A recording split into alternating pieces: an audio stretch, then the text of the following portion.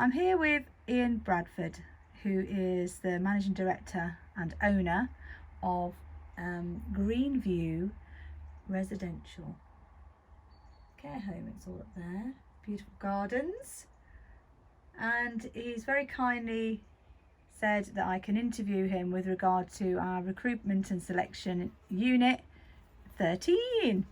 So first of all, Ian, if you could just briefly just tell me a little bit about how long have you had the business, and a little bit about your business. Okay, Greenview Residential Care Home came into being in 1984, so we've been here for 37 years. We are a private care home. We're the only one left in Romsey that's a private residential care home. All the others are owned by companies. It has been it's been a business, but it's also been a pleasurable business.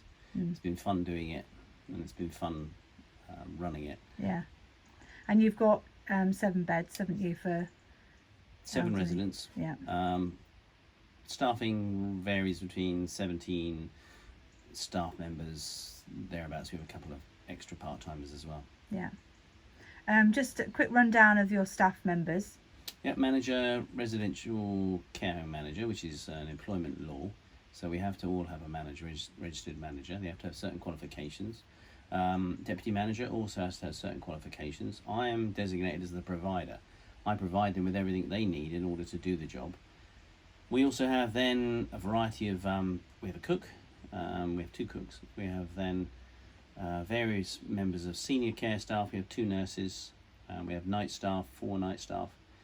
We recruit on the basis of having people that will do perhaps 1-2 nights, because if you have one person doing nights, that person goes, you end up having to replace one person 5 times, whereas if this way we replace just one person for 1 night or maybe 2 nights. So we try to be clever with our night staff. We don't employ any of the staff members to work more than 8-hour shifts or 9-hour shifts. A lot of care homes will employ people to do 12-hour shifts on, 12-hour shifts on, which we don't do. I don't believe that people can work 12 hours 4 or 5 days a week and still be functioning at their best. Yeah. So we have a variety of members of staff. We employ care assistants, carers to the care staff. The idea of that is that they do the extra work. They come in, they've got an interest in the job. They then go on to perhaps university, they go on to become doctors, nurses, pharmacists, which has happened to us during that period of time. We have numerous staff members gone to be nurses. One is head of oncology pharmacy at St George's Hospital, and we have 3 that are actual doctors. That's brilliant. Okay, so you have people on work experience, but you also have grounds maintenance. Duke of Edinburgh's. Yeah, we have guys that come in and help us on that basis, not a full-time basis. Yeah. Okay. What are your company's aims and objectives, or what's your mission? However you want to see it. It's been an ongoing thing with 7 residents, or 8 we're registered for. We got 1 double room, we don't use it. It's our objective to just retain and maintain in business. I've always worked on the basis of every month we have to make a profit, depending on what that profit is, and we're working well, we're working effectively. And then it's to be the very best care home that there possibly could be. As I said before, we are the only privately run residential care home in Romsey. Many of them now are much, much bigger, 60 beds, whereas we've got a very personable outlook. We tend to try and feel that's a good care model, which has now been cited as the preferred or the best care model. Cool. With regard to recruitment, how does your organisation plan the recruitment and who is involved? So, explain about your recruitment processes. Recruitment processes is quite, over the years, because we have tried to excel, because we tried to look after people, we've allowed them, we like ongoing progression where people go on and move to somewhere different, hopefully better. We've developed a reputation for looking after the staff quite well. We don't overwork them, as we said before, in terms of their hours. We have 2 live-in members of staff who have 2 accommodations here, which are provided free of charge. They have meals, they have electricity, they have cooking facilities, they have washing facilities, and anybody who wants to come and work can find themselves here saving almost all of their salary, because there's very little overheads. which has been brilliant for people that want to go on and then get a mortgage, so they can save. I think then by looking after people and by giving them work we don't go out and take any resident. We do actually work out and try and see if we can find people that we know we can work with, and that doesn't overwork the staff. You don't ask the staff to do more than they're actually able to do, so they work within their capacity. But sometimes you do lose staff, or you get staff that don't quite fit in with the team, or they have different plans then they leave. So how do you what factors influence, so how, if you know that person's leaving, how do you then make sure that you get somebody to replace, and who's involved? That's the question. We try and keep a high standard. We have quality standards manuals, we have ways in which we can monitor the staffing, and we have standards that must be met.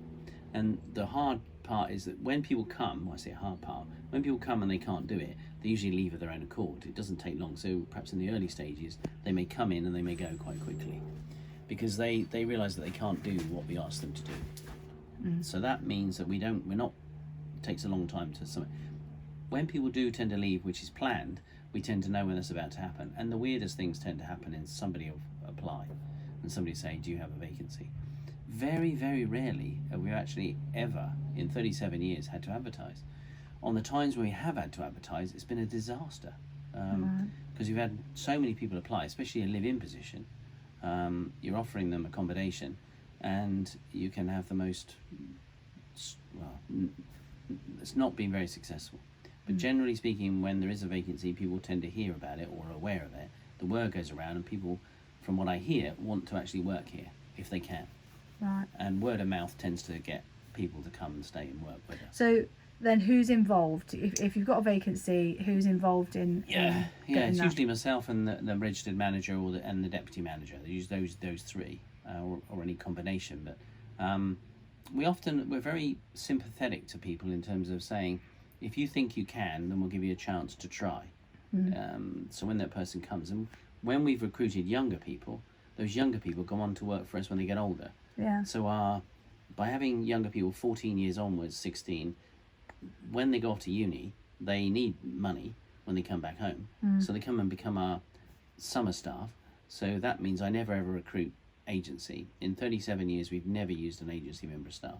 We've always done it from within.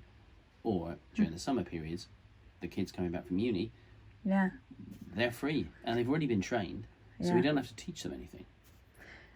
So have you got things like the administrative side? So have you got an application form that somebody would fill out? Yeah, they all have to fill an application. And you've got a job description and person specification, all those relevant documents.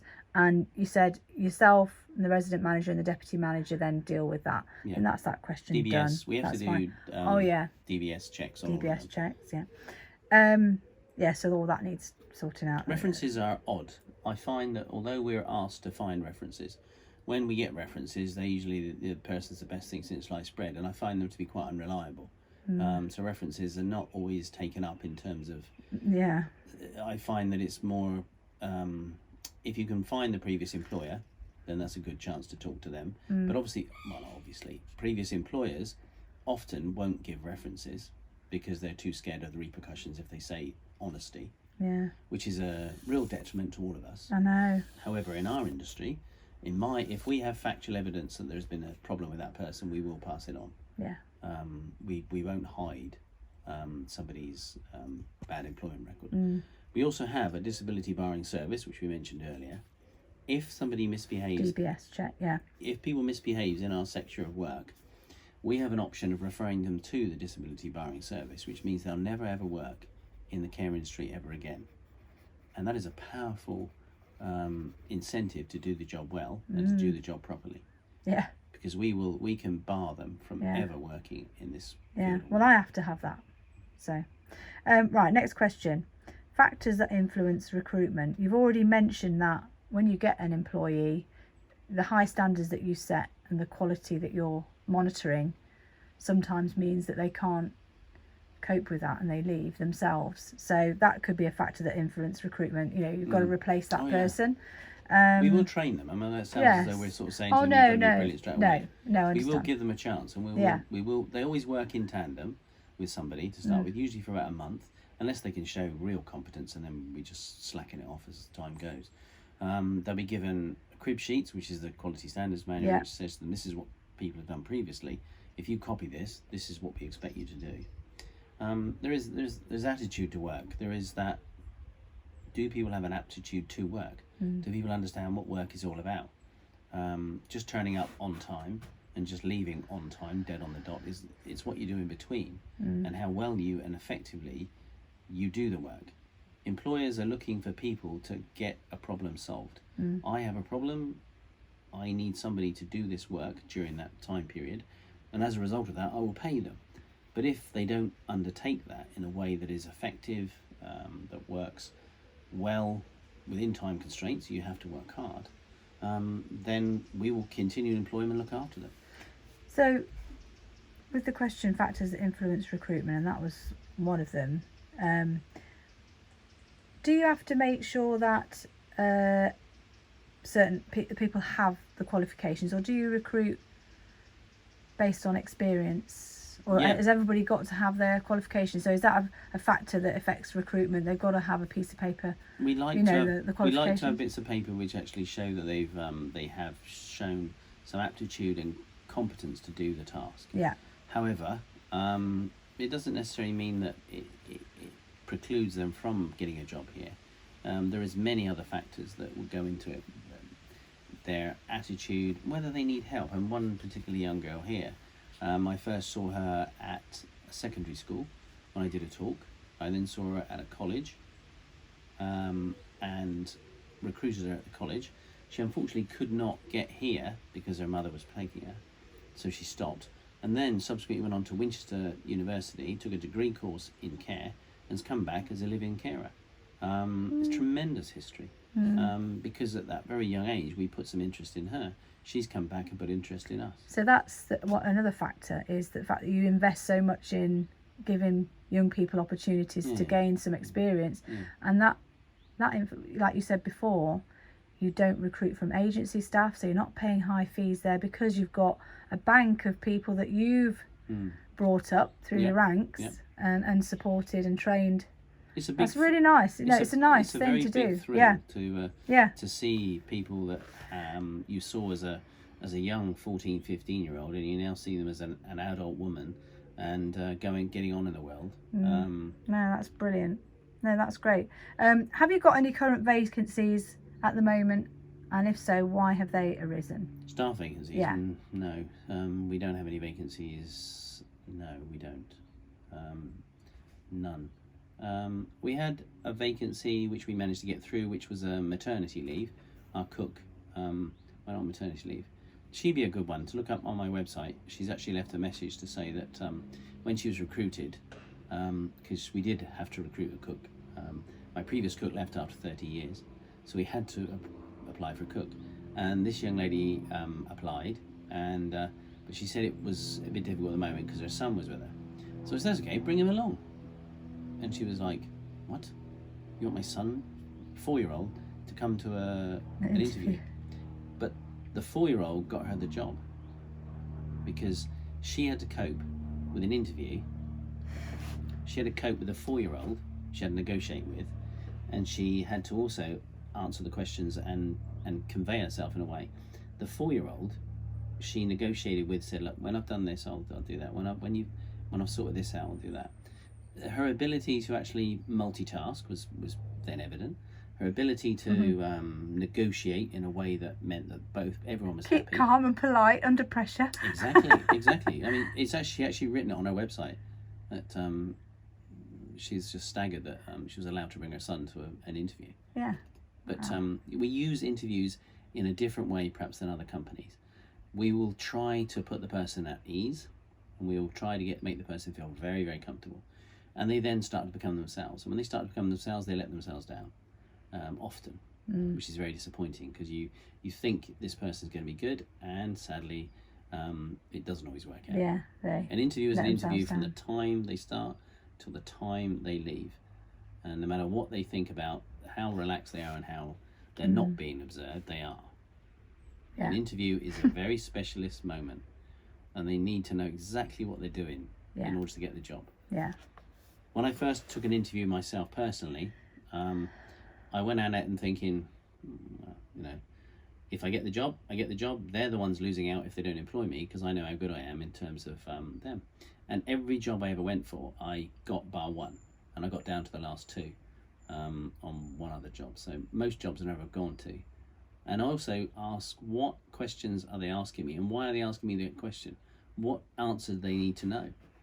Not just answer the question in whatever way. What are they asking me? What is it that they want to know from this question? Yeah. You've really got to be on the ball. You can't just...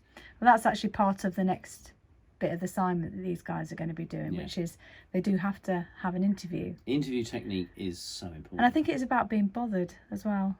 About being bothered, doing a bit of research, getting those... Well, we maybe have another conversation about that. Yeah, okay. To give them some advice about interviews, because I feel like I'm quite good at interviews as well. I think if you're bothered, if you care, it comes across.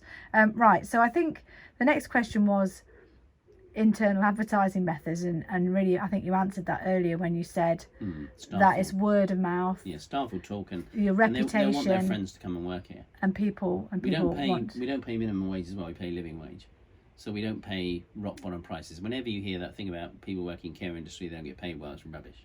There are many places that pay people well, but people like to generalise because they think that's what they like to hear. So quite often you don't have to pay for any advertising, but if you did, where would you go externally to recruit? And where, I know you didn't have a good experience with it, but where would you go? The bad experience I had was with Indeed. It was terrible, and I did complain. I did mention to them. They gave me a personal... That's indeed.co.uk. That's right. Recruitment agency. So they did give me a personal interview, personal chat with somebody on a one-to-one basis, to suggest how we could improve the advert and how things could... Right, okay. So that was useful. Yeah. By then we didn't need anyone, so...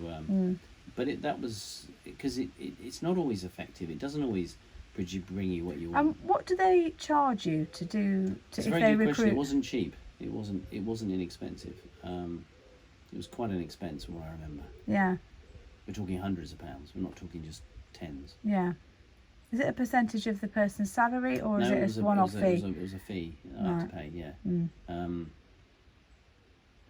Okay, so that's the last question is, what are the problems that you've had with recruitment? Well, there we are, having the wrong people, because maybe the advert is directing the wrong people.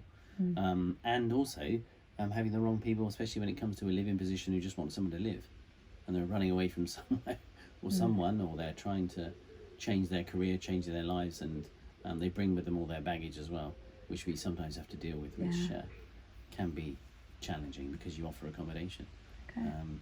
So even though you're trying to be nice and recruit the best, word of mouth definitely helps enormously. Yeah. Enormously, and we hope, and it generally it seems to work. In 37 years, I'd have to say we've had some of the best members of staff. Yeah. Some fantastic people, but there's always an ongoing progression.